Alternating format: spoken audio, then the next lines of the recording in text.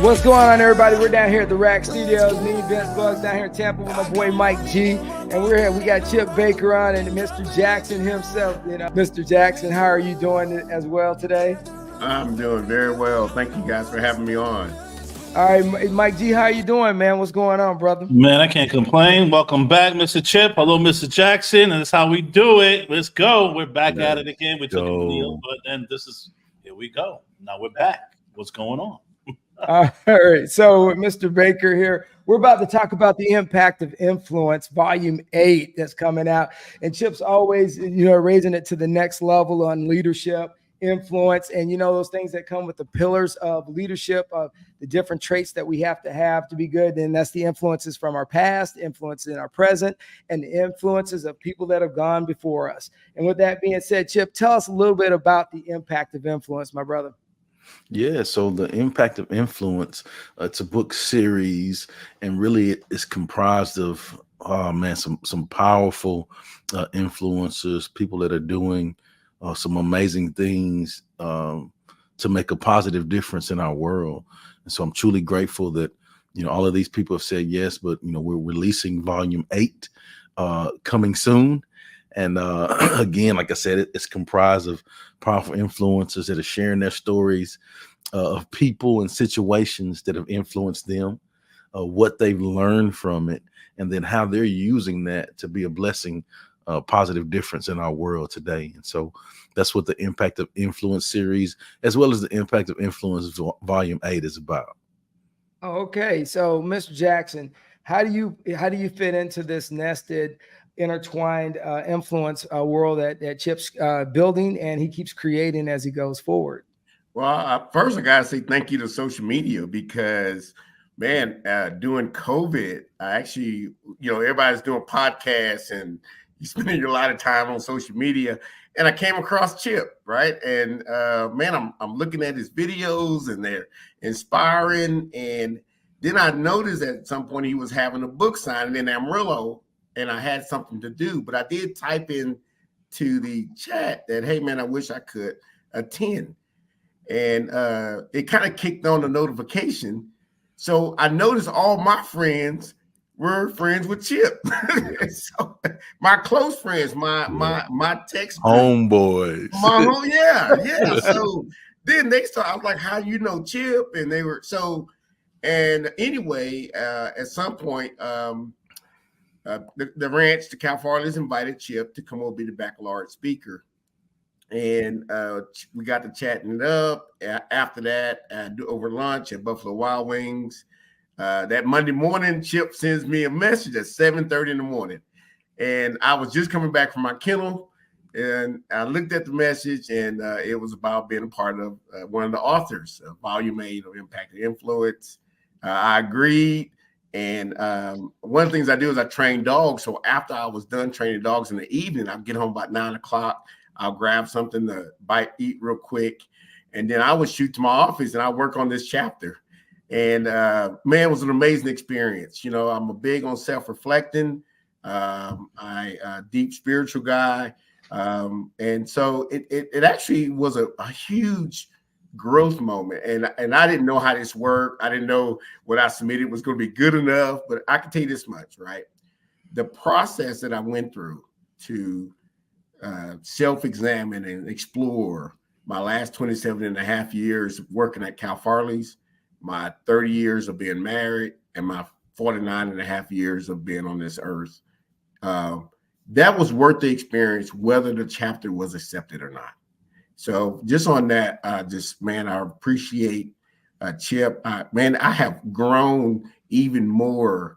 It was like this one piece that kind of pushed me over the edge of growth, even at my age right now. So even if you'd have came back and said, man, that chapter sucked, okay, I would have been so honored. The fact just being asked, one, and then just the whole journey that week of just walking through my life, my experiences, the things, my cherished beliefs, and my growth, man, all the stupid tax I paid because I'm a lone wolf. Hey, that was worth it. So amazing experience. And one, I'm honored to have been one of the authors. Go ahead, Mike. What you got, Mike? No, I was just saying. I mean, I'm falling into the middle because Vince just called me yesterday. But Chip, we seen you progress, and it's like you blowing up, man. And then while we got Mr. Jackson here, so what's going on? Like, it's a new. Do you get inspired by every chapter you do, or by every person that reads the book? And how do you move forward with that? No, I love how you said the magic word growth, right? And so the goal is to have continued growth in my life, right? Strive to be the best version of myself because it's bigger than me. It's not about me. My goal is to have continued growth so that hopefully I can be of service and help others, right? And so yes, I think it's been amazing growth. Where I'm from, where I grew up, small town in Texas, I didn't know anybody that wrote books. Right.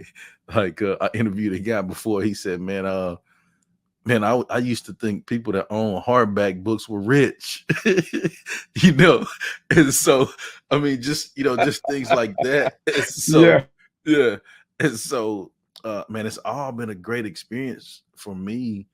This will be like my 20th book. And so like, man, I'm just blown away for the opportunity to have it. And the big man is saw fit to put me around great people like you guys that I can have continued growth and learn.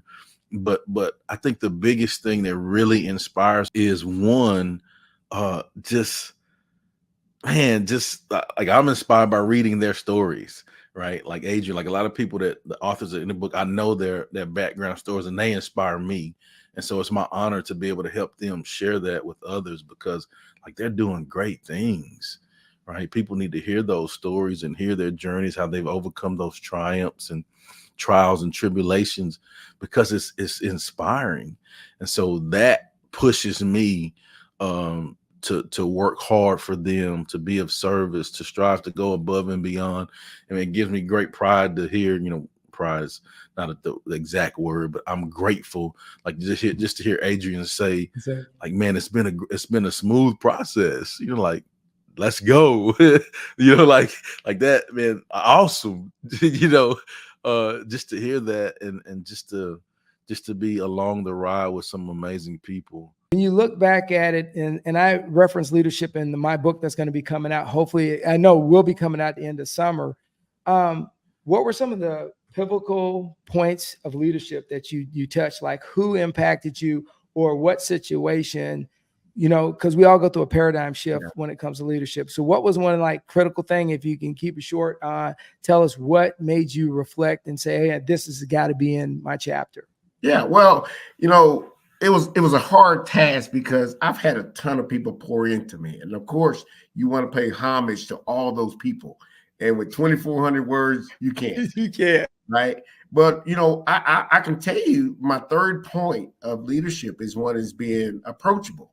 And that's something that my mom specifically, she guided us on and say, okay, you got to make people want to connect with you. You got to present your way. And so it really wasn't that much of a surprise when Chip reached out because that has been the mantra of my whole life based on what my parents have taught me. So being approachable. One is as a leader, you want your people that's under you to be able to see you as somebody that's genuine, somebody that has the character, that has their best interests in mind, and that they can come and be in your space, right? In order to guide and lead people, they got to want to be in your space and in your world. And so my third point in the book is being approachable. And so I think that's a very thing is you got to, for being a 6-foot Black man, I got to work on my affect, my size, and the tone of my voice, right? And so I got to make people not fear me. I can't use my power or my position power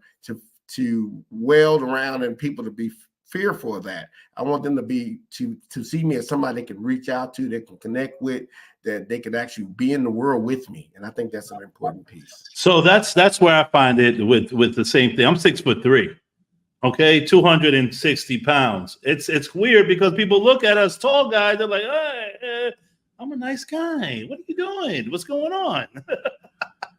Yeah. So I understand, Mr. Jackson. You got to be presentable. You got to be nice and talk, and then to bring the people in to understand you what you're trying to do. So I agree. You know, as you guys, Chip, as you guys look through this, and you know, I talk about traits all the time, and then traits are a key part of leadership. So, Chip, have you evolved, and now you're moving into chapter 8 of this book, right? We look at what traits have you, or nuggets of information that have you moved towards now? Because in that the book, if you look at your first book to now, you're a different person. So what was the back of the traits that you look forward to in this book you got coming out here soon? And by that, you got to give us the drop date also. Go ahead. Yeah. So I'll start the drop date. The drop date we're releasing it July 13th as our release date. So we're not very far off from that. I mean, truly excited about that. Yeah. Not very far off from that. But I think one trait when I hear you ask the question that I hope and you know, I've heard people say this about me, and it makes me happy to hear this is consistency. Right. Nice. Like I want people to know what they're gonna get from Chip Baker. Right. You know, like, man, oh man, he's money, he consistent. Right. And so I think that of course there's been growth from the first volume to volume 8. You know, with anything, reps make you better. And so hopefully I've continued to grow and be better. But the main thing is I just hope that they see the consistency in the power of greatness of what it is of the people, the information that they offer to help others, the things that people can take and actually apply in their life, right? Like it's not fluff. Like I'm not just saying, hey guys, you know, we're writing chapters in the book. We have this book, try this. Like, nah, bro, like this is our life. Like this is what we live. You know, like Adrian said, like, man, how long he's been in leadership? Oh, he's giving you game. Right. And so, you know, in the book is not just one person, it's 13 authors in this one. And so they're all giving you game to help you be better people. And so I think that consistency is the word that comes up for me. Okay. All right. So, you know, Adrian, you're talking about consistency here. So I'm gonna stay on that topic.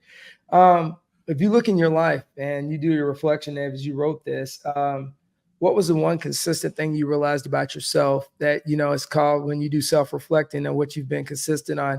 And like myself, I'm a consistent person. I never quit. Doesn't matter if anybody doubts me, anybody doesn't believe in what I'm doing, or is anybody wonders, you know, wavers off the reservation at any time. And I use that term genetically, not towards the Native Americans, please. I'm going to stay consistent in what I got to do and know that at the end, there's a rainbow and everybody gets paid. And the people that have stayed on my track have ended up getting paid on a lot of different things in my life. So what's that one thing that you realize in your life that's consistent, man? Well, hey, my word is bond. And that's a dying art, bro. That's a dying art. Let's be real. You ask anybody, they will tell you, if I say I'm going to do something, I'm going to do it. The guys that Chip and I share friendship with, that is the one thing they will consistently say. They work for me. I met them outside, and then I'll say, hey, if you come to Cal Farley's and work and do a good job, this is going to happen. And I believe, and that's a direct reflection. My parents taught us to honor our last name, you know, and that goes hand in hand with that. And so, you know, my word is bond and being predictable. Like I'm not all over the place. My belief system is, you know, it could be, I challenge it a lot. I take information, but really once I set in on something, it's not going to go nowhere. And so I'm really predictable in how I speak. It's how I think, my concepts. And so it's easy to get around me because, hey, I'm not going to change and be shifty. Right. Straight arrow, man. I'm straight arrow. And the older I get, the more I like it, you know? So I agree. So I think it's just being consistent in how I apply my decision making, consistent in how I live my life, my routines, the things that I say and do. I work 2 jobs. I don't have to, but I work 2 jobs. I work here at Cal Farley's as vice president, and I also train dogs professionally. I've done that for 27 and a half years. I've been waking up at 5:30 in the morning and going and getting it. And so that's me. It's kind of hard to say because I like who I am. I've learned to love that part of me, the good parts and the bad parts. But if you're going to be in my space, I'm going to be me. Right. I was talking to Mike G earlier about this, and I told him my grandfather brought this statement up. Anytime there's an opportunity to make money, you get money. And I don't turn down any opportunity. So like my side hustles are, if people really realize what my side hustles were, they wouldn't be like, where do you sleep? Well, like I say, when there's money to be made, I'll sleep after I make that money. And it's just because quality of life comes with hard work, right? Let's just be honest. I mean, and I'm a grinder on that. So, Chip, you picked up. So let me ask you a question. How did you get to the point where you selected the individuals for the book? Because, Mike was talking about selecting guests for the show. And he goes, well, I reached out to this person. They didn't get back to me, or I'll reach out to the person. They don't get back to me. Yeah. So it's not always an easy trait getting, because first thing comes out of this generation is, what do I get out of it? Yeah. I like that. I think the word that comes up for me is alignment, right? So if you'll think about this, I think all of the people that have been chosen or have been asked to be in the books, there's something that I've seen in them that I truly love about them, right? And that is, I think that they're in alignment with what I believe. They're good-hearted people. They go above and beyond to give service for others. They know that I'm just going to say it like it is. They know that it ain't about them, right? They know that it's bigger than them, and they just give service to help others. And man, it's awesome. I'm honored to be, first off, connected with them, but I'm honored also to be able to walk alongside them as we learn and grow together in life and strive and aspire to inspire. Right? Like that, bro. Come like on. That. And that's what we're striving to do, man. That's what it's all about, the impact of influence. Hey, Mike, what you got, man? So, Chip, I have a question now. So the book, you have different authors. Yes, How sir. did you put that together? I mean, that's I never, honestly, that's the first time I heard that shit. So you have different authors. That's crazy because so let's do this. Mr. Jackson, this is your first book, right? Your first yes. Okay. Yes. So look at that. How'd you do that? Like, how does that happen? Like, how do you get the pieces together? Man, I don't know, Mike G. I'm still trying to figure that out, dog. No. No, man. Along this journey, like you guys know, as you're doing podcasts, as you live your life, as you give service, you come across people that's like, oh man, they good people. That's a good person right there. And organically, that's what it's been for me. I've been in education for 25 years. I speak, I coached for 20 of those years. I speak, I travel, podcasts. I come across lots of people, and just, as I see, I just make those mental notes, man. I like what Adrian Jackson does. Oh man, it's phenomenal.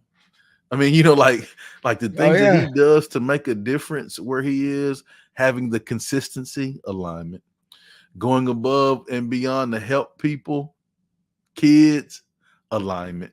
Like those are all and that's just one example. So those are all things that I believe in. So now, like, man, like it's bigger than a book to me, right? Like, and don't get me wrong, like I'm grateful, man, to have the opportunity, but more to be in a book, have a book, bestsellers, like that's awesome, right?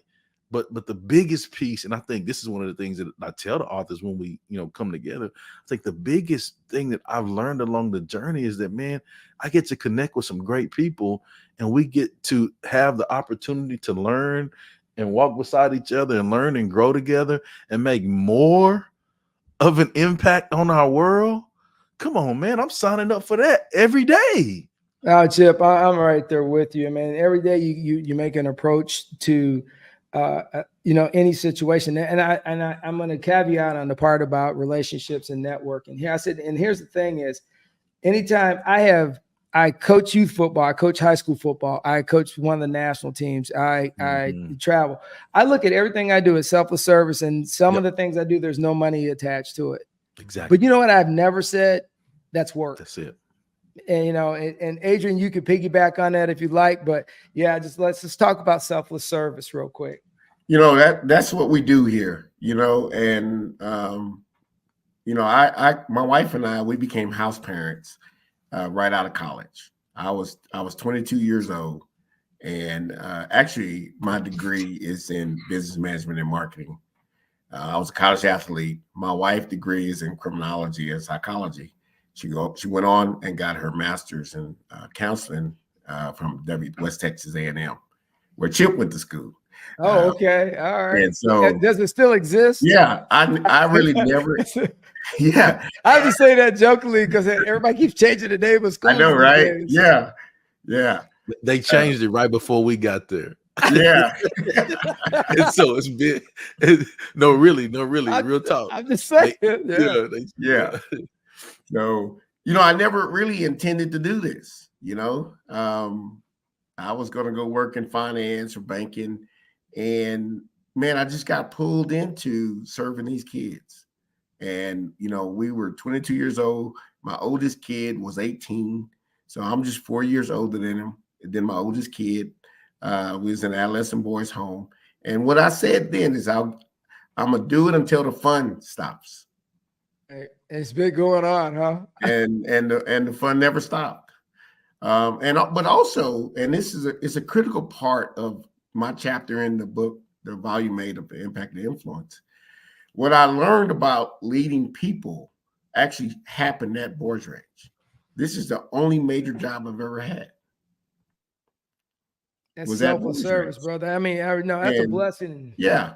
But the other part to that has got a parallel street to this, because I was also a young father, and we teach about parenting.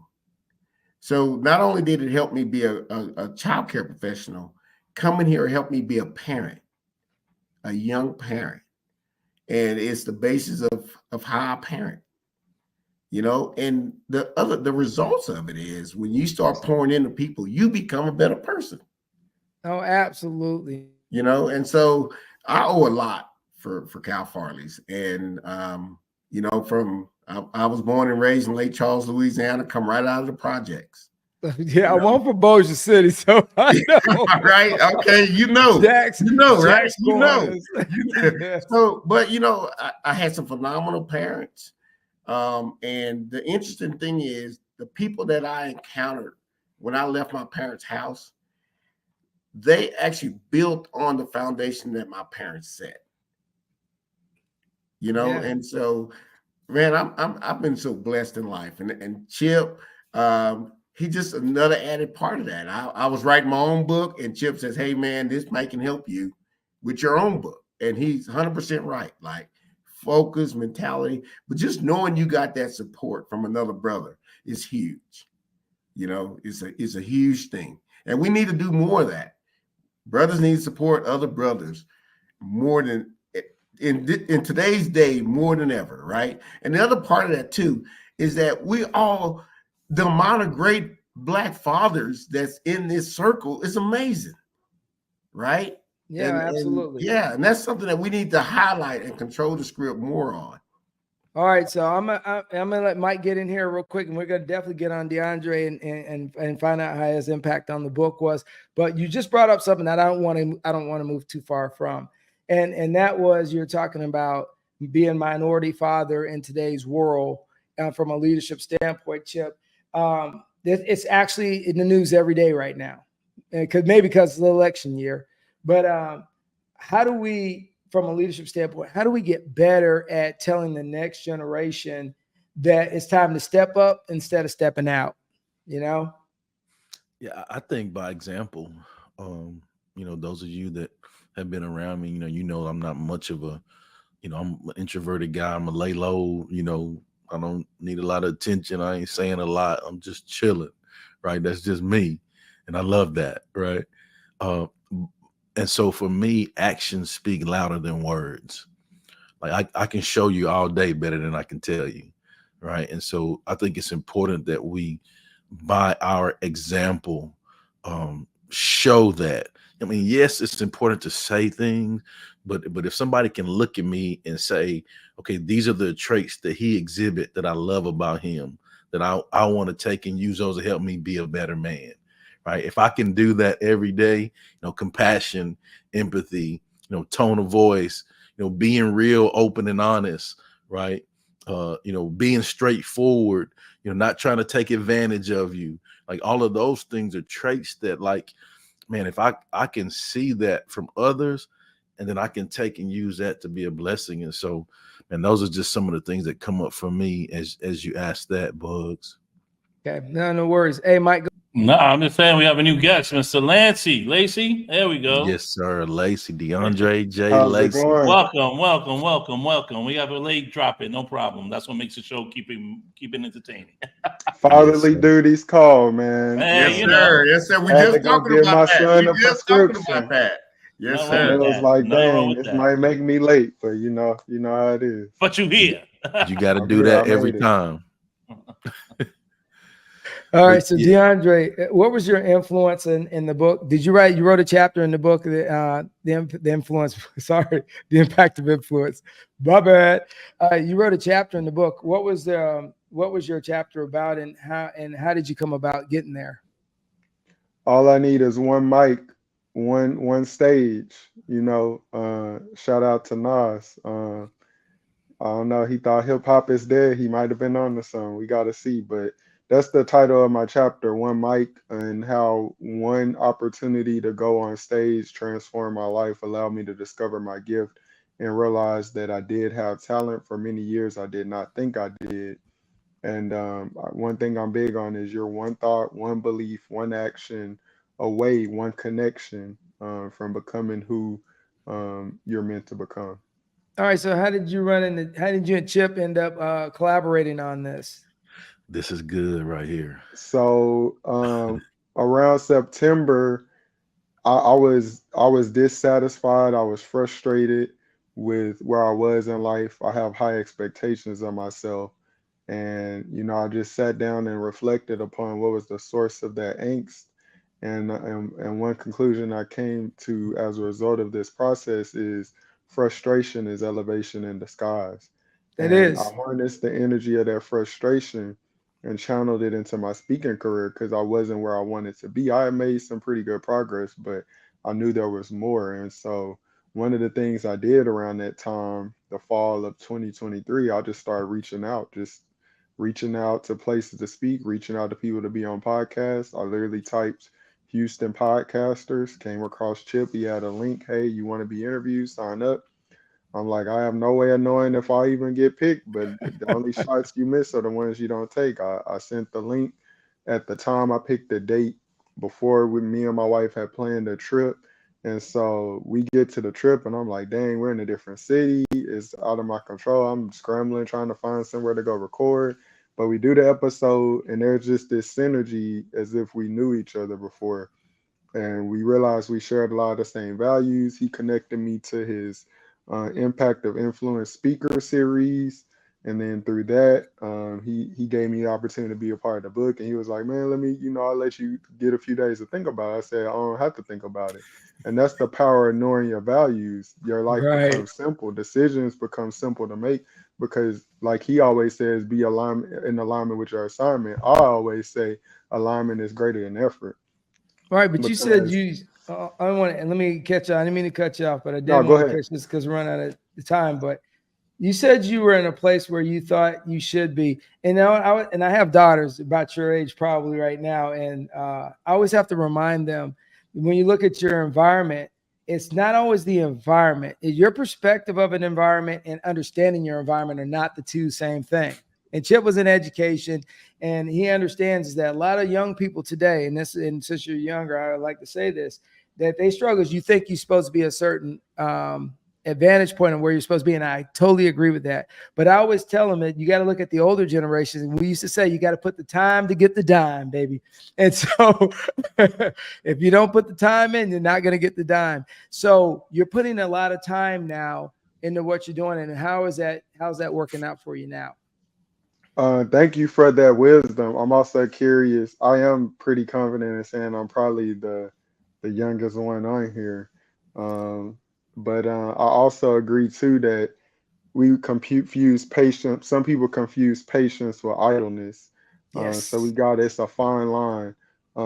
It's going great. From September till now, I've been booked the most I've ever been booked to speak. Getting this opportunity Congrats. to thank you, to be an author again twice over with Chip, because I've written a book before and people keep asking when you gonna write the next one.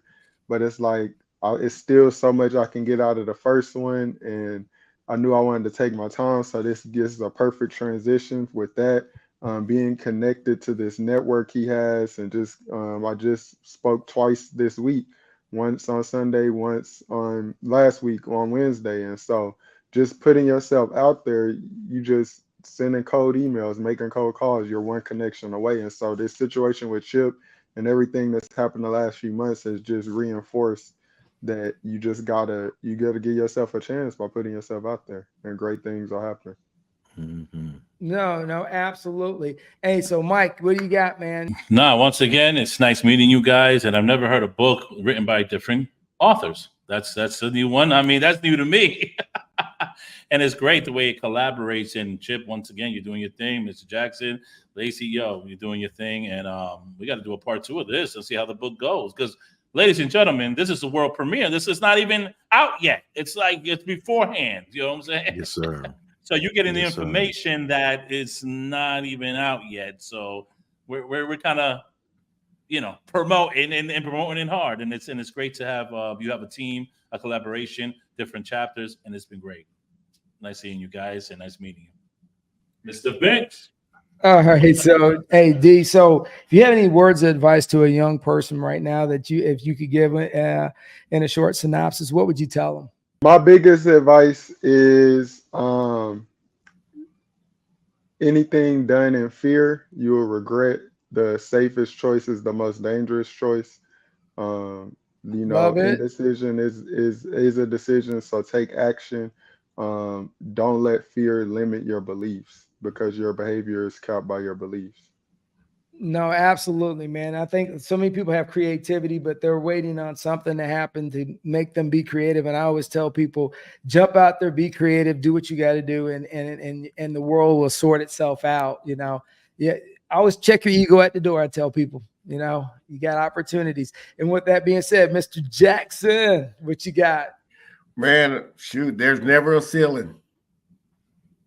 There's never a ceiling. And Love it. I'm an example of that. Like many of you guys, it's all about, like Chip says, I rock with effort, effort and attitude. I'm an old athlete. And so, you got to actually also too surround yourself with people that build you up. Right. Oh, absolutely. And you got to carry who's the in your load. circle is important. I'm on this podcast today because who's in my circle? Oh, you're absolutely right. And you said the key thing, man. It's a circle thing. Who's in your circle, and then understanding the circle. I think so many people get confused on where they're at in the circle and how they add to the circle. One thing I learned in the military that I love: if you take anything personal, you're never going to get ahead. That's the one thing I have to take away from the military. And my boss said that when I was a lieutenant. He goes, if you make it personal, then you're not going to make it too far in this business. He says, you just got to look at the strategic picture of we got to get to the end somehow. So everybody's got to take the hill at the same time. I appreciate that, Mr. Jackson. And Chip, as always, your closing remarks, my brother. Yes, sir. So I'm just going to go with the title of my chapter in the book. And that's your ROI determines your ROI. And I'll break that down just a little bit, just in reflection of the life journey, some of the gems and nuggets that we've talked about on this interview that we've shared. your radar of influence determines your return on your investment, and inversely, your return on your investment determines your radar of influence. And what I mean by that is all of us have invested things, effort, energy, learning lessons throughout our life, right? And because we've invested all of those things into it, our radar of influence has become better, right? It's allowed us to be around some amazing people. And then, Right. like I said, inversely, being around great people inspires you to invest more into it because you see the fruits of the labor from it, right? So for me, it's your ROI determines your ROI. Oh, I agree, Chip. So, Chip, I'm going to ask you this real quick for you guys, since you brought that up, is how many people that you work with and collaborated got in your circle, and because they were impatient, and I'm going to take that one from Mr. Lacey, were impatient, they walked away from the circle realizing that now where they see it at now, they should have stayed in the circle. Have you experienced that? Man, it gave me chills when you asked me that, because I don't really dwell on the negative or anything. I like to move on, learn from it, learn a lesson and move on, because the positive deserves the effort, right? Yes. But I remember exactly when I did the very first volume. There was a guy that I was connected with, pretty decent influencer, doing some amazing things, and I asked him if he wanted to be a part of the book, and he hung up on me and said like he don't want to be a part of anything like that, right? Wow. Like hung up on me, right? And so like man, that kind of cut me to the core a little bit, because I'm not a person that is like get over on people. I want to explain the details so you have an idea to see what's going on. Like I want to give you more than what you're expecting to get from me. Like that's what I strive to do in every situation I'm in. So it came across like really rough for me, right? And truth be told, man, it was like I had to go back to my home training on how to handle it. Right. Let's see what mom and them taught me. I had to go back to that. And fast forward, I saw the guy at a coaching convention. I mean, and he's a great guy doing great things. But I just think that at the time, people have things going on in their life and they don't understand. And he, came to me and like, hey, man, I want to commend you for what you've done with that. You're doing great things, and, happy for you. And, in the way, but like, I don't know, man, it was really tough for me at first, but it also makes me appreciate the fact, like I got people in my life. That's one case, but I got people in my life, like DeAndre said, like they ain't have to think about it. Right. He just said yes. Right. And man, like I'm appreciative to have people in my life that say yes. Right. Oh, man, I'm grateful for that, man. Yeah, I leave you guys with one good analogy. And when I was in Germany, back when I was a lieutenant, we had a little basketball games, and you could buy a sweepstakes ticket. And if you get your ticket number gets called, you get to shoot the ball. So I had this really good friend, and I think it was $1,000 was the winning prize. And I had a really good friend. I said, look, if we all put in the pot, we buy a large number of tickets, we could win. And I never remember, he gave me the Heisman. He was like, there's no way, man, I'm not going to put my money in the pot. So like 3 of us put the money in the pot. We bought the tickets. Well, our number got called. Well, we ended up winning $1,000. And so he was like, well, do I get a cut? Because now we're all friends. We were like, no, when it was time to step up to the plate and put your $3 in the pot to buy a ticket, you didn't want to. And so I always reflect back on that decision he made. And I call it, I will never miss an opportunity for ego, pride, or prejudice. I am always going to try to be involved and figure out where I sit in that table, because it's like Yahoo. I could have bought stock in Yahoo back in the day, and boy, trust me, I kick myself every day. Hey guys, thank you for coming on down here at the Rack Studios in Tampa, Florida with me and Mike G. We had a great time talking to you guys about Chip's new book coming out soon. We'll be having it posted on there and letting everybody know when they get it, when we finish the show with production. But with that being said, me and Mike G always said down here at the Rack Studios, keep it rolling.